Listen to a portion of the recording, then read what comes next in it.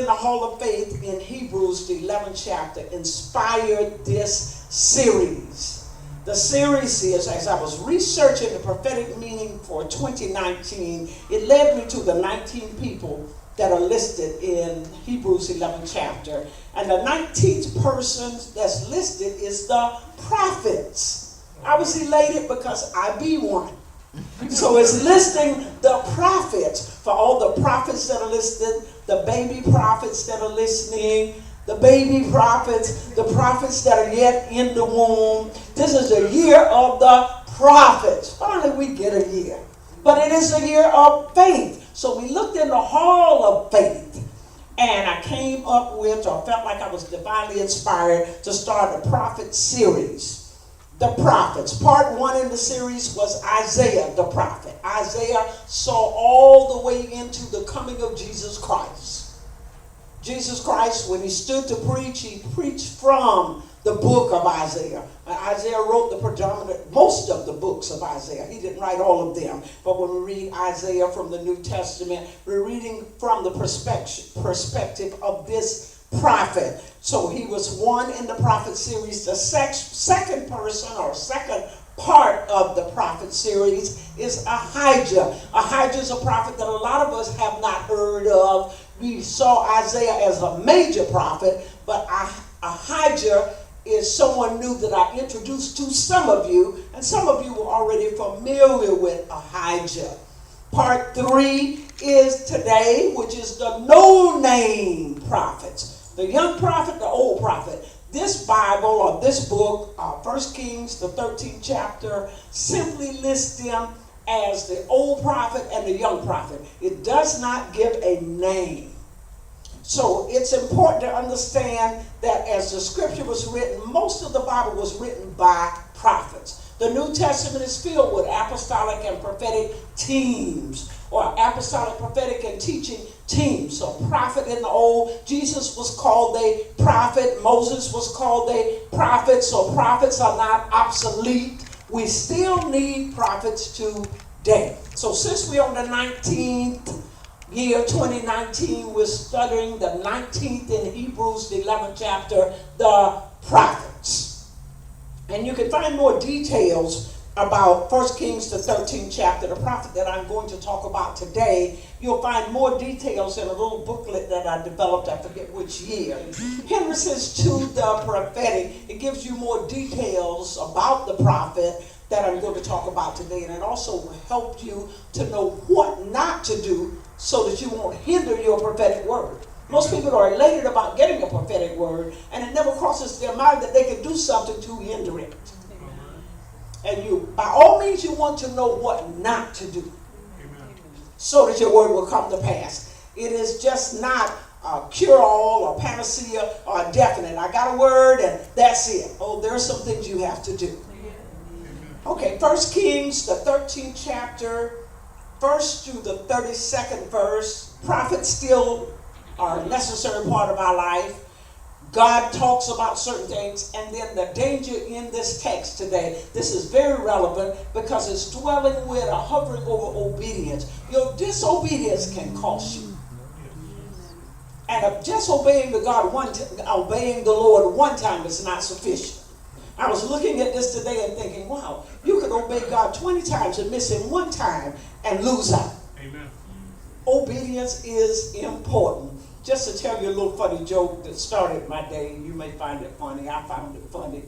I was running around the house because I rearranged my bathroom, and my little grandson Lindsay helped me to rearrange my bathroom, so we were moving stuff somewhere. And you'll have to understand when a 4-year-old helps you to organize what that may or may not mean. And he was helping me organize and straighten out. And I got up this morning looking for my makeup for almost an hour. Like, my God, where is it? Looking, pulling out drawers and looking under the bed and in the closet and in bags. And finally I said, maybe I left it in my Navigator on Friday night. And by the time Nikki got there to pick me up, I ran out to look in the Navigator front and back, she and I both, and couldn't find it. And when I was closing the Navigator door, this little voice came to mind. What if you have to go and minister with no makeup? I paused a few minutes. Don't give me that look. I paused a few minutes and said, Okay, God, I can't let makeup hinder the word. I've been wearing makeup since I was a little girl, but I guess you want me to do something different today. I can't decide I won't go because I can't find my makeup. Who can I say that to?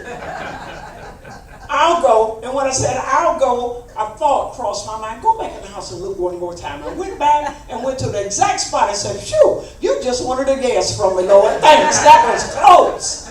You did laugh. That was funny, huh? That was really close. I almost had to. So sometimes the test is just seeing if you will say yes. You don't have to do it if he can get a yes out of you. Now I'm going to read from the first verse all the way to the 32nd verse because it's important to hear the whole story. Now behold, there came a man of God from Judah to Bethlehem by the word or command of the Lord, while Jeroboam was standing by the altar which he built to burn incense. The man cried out against the idolatrous altar by the word of the Lord. O altar, altar, thus saith the Lord, behold, a son shall be born to the house of David, Josiah by name, and on you shall he sacrifice the bodies of the priests of the high places who burn incense on you, and human bones shall be burned on you. And he gave a sign the same day. And he gave a sign the same day, saying, this is a sign which the Lord has spoken. Behold, the altar shall be split apart, and the ashes that are on it shall be poured out. And when the king heard the words which the man of God cried out against the altar in Bethlehem, Jeroboam put out his hand from the altar, saying, seize him. And his hand which he put out against him withered, so that he was unable to pull it back to himself. The altar also was split apart, and the ashes were poured out from the altar in accordance with the sign which the man of God has given by the word of the Lord. The king answered and said to the man of God, please entreat the favor of your God, and pray for me, intercede for me, that my hand may be restored to me. So the man of God interceded to the Lord, and the king's hand was restored to him, and became as it was before. And the king said to the man of God, come home with me and refresh yourself, and I will give you a reward, a gift. But the man of God said to the king, even if you were to give me half of your house and wealth, I will not go with you, nor will I eat bread or drink water in this place. For I was commanded by the Lord, I was commanded by the word of the Lord, you shall not eat bread or drink water, nor shall you return by the way you came. So he went another way and did not return by the way that he came to Bethel. Now there was an old prophet living in Bethel, and his sons came and told him everything that the man of God had done that day in Bethel. And they also told their father the words which he had spoken to the king. And their father asked them, which way did he go? For his sons had seen which way the man of God came from Judah had gone. He said to his sons, saddle the donkey for me. So he saddled the donkey for him, and he rode away on it. And he went after the man of God and found him sitting under an oak tree. And he said to him, are you the man of God who came from Judah? And he said, I am.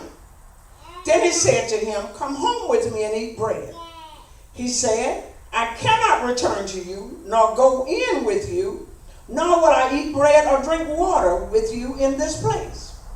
For I was told by the word of the Lord, you shall not eat bread nor drink water there, nor shall you return by going the way that you came. He answered him, I'm an old prophet as you are. And an angel spoke to me by the word of the Lord, saying, bring him back with you to your house, so that he may eat bread and drink water.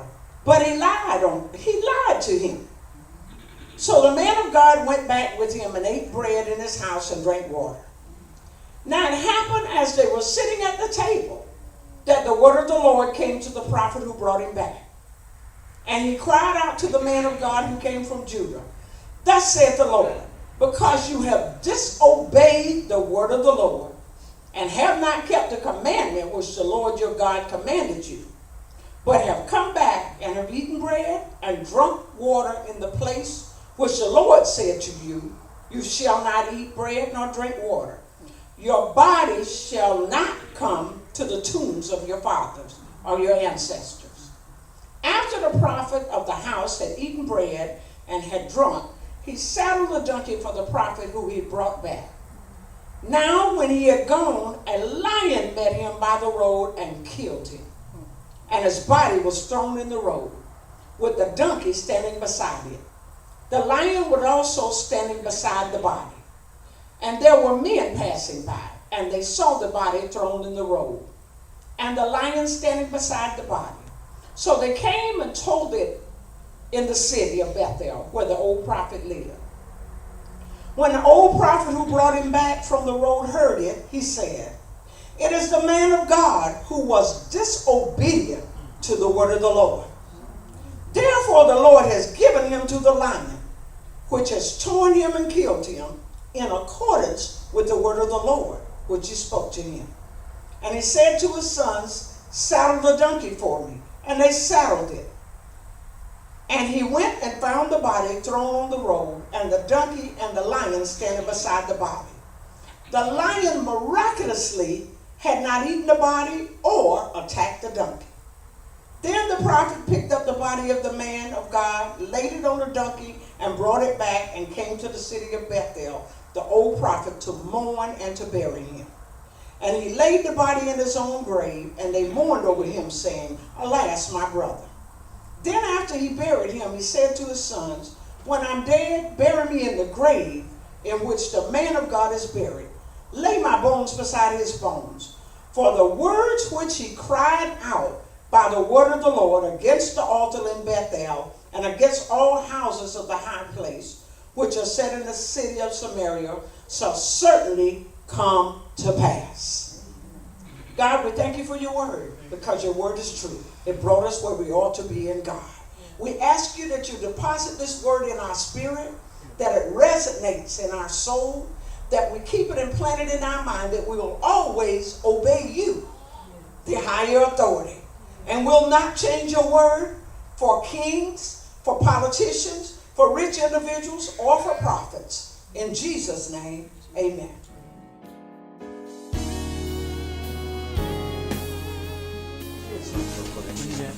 Your own business, your own business. I saw business to the left, business to the right. Though you're not kin or related in any kind of way, but when I looked and saw business, business. It's always been in your heart to have a business. You prayed about it. You prayed about it long before you came from California, but there was a fear there. We break the fear of stepping out in it now, the fear of the security. And God, I thank you for the power of intercession that's already primed, Lord, that he's done nothing else but pray because he doesn't know anything else to do. He's been nailing heaven. God, I thank you for the forgiveness that's applied there, that he'll forgive himself also in the name of Jesus. Lord, where he's fretted and he's hurt and he's cried, where he was unable to forgive himself, I thank you for a divine release now in the name of Jesus. Jesus, that he loose himself. I come against the accuser and the spirit of guilt in the name of Jesus. And Lord, I thank you that you use him in releasing others in Jesus' name.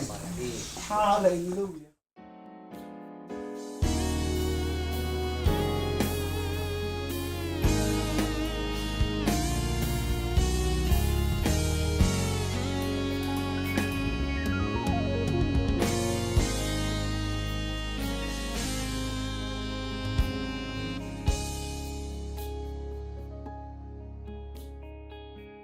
Now, when we look at this word and we look at this text, the term man of God is a common title for a prophet in the scripture. Though his name is unknown, the young prophet from Judah, or the old prophet from Bethel, though his name is unknown, his ministry was significant. The point that our takeaway in that is, it's not important that your name is known. It's important that you obey God. Amen.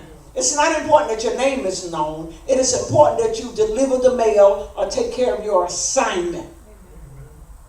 The prophet had an unsettling message from God. All messages will not be happy ones. Let me throw this out there. If you're not a prophet and you're just operating in the gift of prophecy, you will not bring a judgment message or a corrective word. You will not bring a message of death or a message of life. You will simply exalt, comfort, or edify, which the gift of prophecy does. There was an unsettling message from God, which he had to travel to deliver. Every time God gives you a word does not mean it will be convenient to deliver the word to someone. It may require some travel. You may have to get on the bus, get on the plane. You may have to go across town to go to the place that God said to deliver the word. The place is just as important as the word. The place is just as important as the inspired message from God. As you'll notice with this young prophet, there was a place God told him not to stay, not to eat, not to drink. So the place was important. It wasn't about the king and whether he went with the king. It wasn't about the old prophet. It was about the place, and it was about his obedience. Just as it is about our obedience and what place God told you to go or to not go. And not being swayed by someone that you want to impress. And that's easy in our day and time. Our need to impress people will cause us to go somewhere that God told us not to go. Or to do something God told us not to do. Be mindful of it. If you remember with Saul, he was handpicked by God to be the first king of Israel. And his demise was because of his disobedience. It's better to obey than to sacrifice, was the word of the Lord to him from Samuel the prophet. Though he pleased God in many other things, that disobedience not only cost him the throne, but eventually the second disobedience, consulting a witch and calling up the dead, cost him his life. Some things may cost you a position, and some things can cost you your life. So don't play with God. I don't take a risk. The prophet came from Judah to Bethel. Judah, Yehodah, means praise. It's important to me where the person came from because your origin says a lot about you. He came from praise. He was a prophet from praise. So therefore the prophet should bring praise to God instead of praise to man. He went to Bethel. Bethel means house of God. So the place he was taking him to, house of God. And this speaks volume to the text because here is Jeroboam, a king who builds an altar or a shrine and a temple. He builds a place of worship for God's people to worship idols. In a place that's called the house of God, he builds little gods, idols, golden calves for them to worship someone aside from Jehovah, God Almighty. What an insult to build it in a place that's called God's house to build other gods. And then seduce God's people to worship idols. It takes me back to Aaron or Moses when he went to the mountaintop to receive the 10 Commandments. 40 days, 40 nights fasting in the presence of the Lord. God's giving him the 10 Commandments. When he comes down from the mountain, God's people have built a calf. They built an idol, something they can see, rather than an invisible God that they can't see, something that they can be common with, and to worship a calf.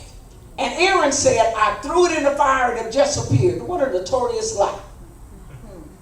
To build what the people wanted, a calf. Give them something to see. If we're not careful, we'll worship something we can see. Right. Instead of a God that is invisible, that we can't see. He's everywhere at the same time. Bethel means a house of God, situated on a mountain where the tabernacle was placed. So it's situated on the same mountain where the tabernacle was placed. Later, Jeroboam sets up these calves to worship. This is a sad commentary on the spiritual state of Jeroboam's kingdom. Now here's a king and a sad commentary about a king because he preferred for political reasons that the people not make their pilgrimage, what they were supposed to make every 3 years to Jerusalem, which gave me an epiphany. That means I need to go back 2 more times to Israel. That was my rhema, my pilgrimage. Because God commanded his people to go there. Jeroboam, the government of the earth realm, trying to overturn the government of God, to seduce God's people to not have to go where God said go. See the place again? There are prophetic places, and then there are places of doom. To seduce God's people not to go where he wanted them to go. Take the shortcut and not serve the God you're supposed to. Serve calves.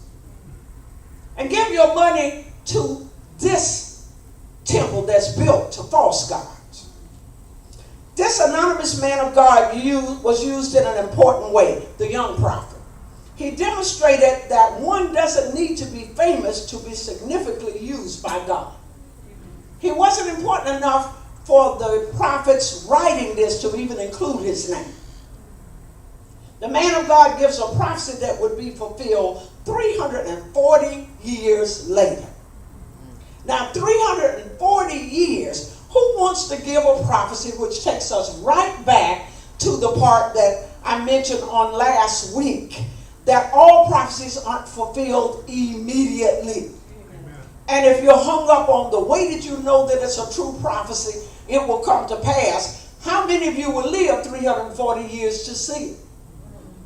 There are some prophecies you will not live to see. Isaiah did not live to see the birth of Jesus Christ. So that is a misnomer that all prophecies will come to pass. You may not be here to see.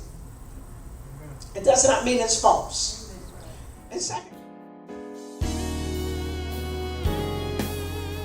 hallelujah. There's an unwrapping happening. He's bringing you out of your cocoon. He's bringing you out of your shell. I just feel like a Lazarus coming forward, where the enemy wanted to speak death to your ministry and death to the calling and anointing on your life. But I felt the color change, like a color come back to a person's body where the blood had been drained out. I felt the color come back and life come back. I felt the gloom leave and a joy wake up. And he's waking up the intercession in you. First, your prayer life will wake up. Then the intercession, praying for others. Because you love other people more than you love yourself. He's working on you loving you. He's working on you being good to you. You can only love your neighbor as you love yourself. So when you start praying, best things for me, good things for me, I deserve the best. Then you're going to be able to really stand in and effectively intercede for others. Hallelujah. Hallelujah. You're just walking. You're strutting your stuff. You're walking it. A bully showed up. The enemy was trying to bully you, to make certain things happen to you, to get you dizzy, to get you off balance, to make you think. Don't mess with that. What you do with bullies, if you knock them out and tell the rest of them, you don't want any of this. You're more powerful than you realize. You're not a powerful being. Your prayers are prophetic. You pray on earth what has already been declared in heaven. That's why the enemy tries to block you so. But you are persevering and prevailing. Take authority over it. Every time those psychic prayers come, I come against those thoughts that's coming against my mind. Nail them. Name them. God, I thank you for the revelatory knowledge that you're going to give the name of the attack. You're going to give it the name of the spirit that's coming up against you and give it authority over it in Jesus' name.